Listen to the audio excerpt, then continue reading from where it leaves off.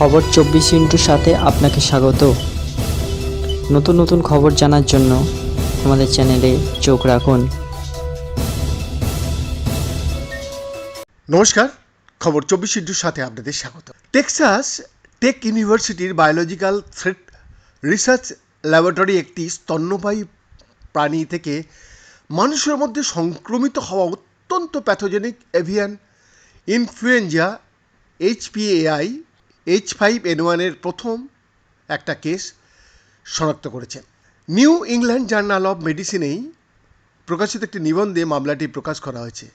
The institute of environmental and human health এবং BTRL এর পরিচালক স্টিভ প্রিসলি এবং TIEHIH এর জৈবিক ব্যাপারগুলি যিনি দেখেন সেই সমন্বয়কারী সিনথিয়া রেইনেসো ওয়েব জার্নাল প্রকাশনার সহলেখক ছিলেন।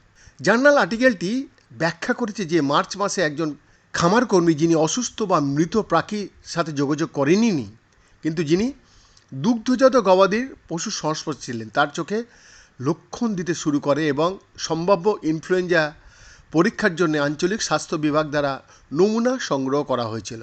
নমুনাগুলির প্রাথমিক পরীক্ষা BTRL এ সঞ্চালিত হয়েছিল, যা TIEHH এ অবস্থিত রোগ নিয়ন্ত্রিত ও প্রতিরোধ কেন্দ্র CDC ল্যাবরেটরি রেসপন্স নেটওয়ার্ক বায়োলজিক্যালের একটি উপাদানও বটে। এটি একটি বিশাল বিষয় যে ভাইরাসটি পাখি থেকে স্তন্যপায়ী প্রাণী, এই ক্ষেত্রে দুগ্ধজাত গরু এবং তারপরে মানুষের মধ্যে লাফিয়ে লাফিয়ে পড়ছে, প্রিস্টি বলছেন। এই কারণেই নিউ ইংল্যান্ড জার্নাল অফ মেডিসিনের এই গবেষণাপত্রটি অত্যন্ত তাৎপর্যপূর্ণ। ভাইরাসটি কীভাবে বিকশিত হচ্ছে তা নিয়ে ভবিষ্যতে অনেক গবেষণার জন্য এটি ভিত্তি স্থাপন করবে, যেটা ওনারা বিশ্বাস করছেন।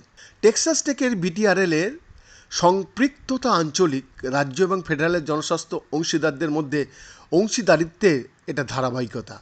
CDC LRNB এর অংশ হওয়ার কারণে ওনারা বলছেন আমাদের অনেক জৈবিক হুমকির জন্য পরীক্ষা করার স্থায়ী ক্ষমতা রয়েছে এবং যা কিছু উদ্ভূত বলে মনে করা হয় রেইনেসো ওয়েব সেটা ব্যাখ্যা করেছেন।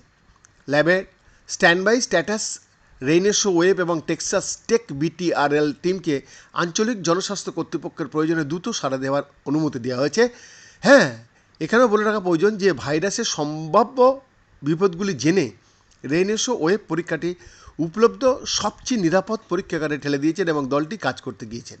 সন্ধ্যার প্রথম দিকে নমুনাগুলি পাওয়ার পরে ফলাফলগুলি কয়েক ঘন্টার মধ্যে আঞ্চলিক, রাজ্য এবং ফেডারেল স্তরে রিপোর্ট করা হয়েছিল।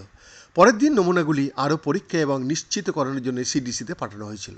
ওনারা বলছেন আমরা মধ্যরাত পর্যন্ত CDCর সাথে ফোনে বিভিন্ন পরিস্থিতি এবং ফলো আপ প্রয়োজনীয়তা নিয়ে আলোচনা করেছিলাম।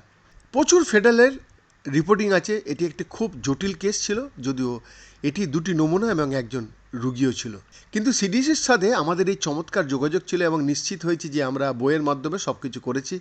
এইভাবে এটি গঠন করা হয়েছে এবং যোগাযোগটি এভাবেই হবার কথা ছিল। বৈদ্যনাথ দাস রিপোর্ট, খবর 24/7।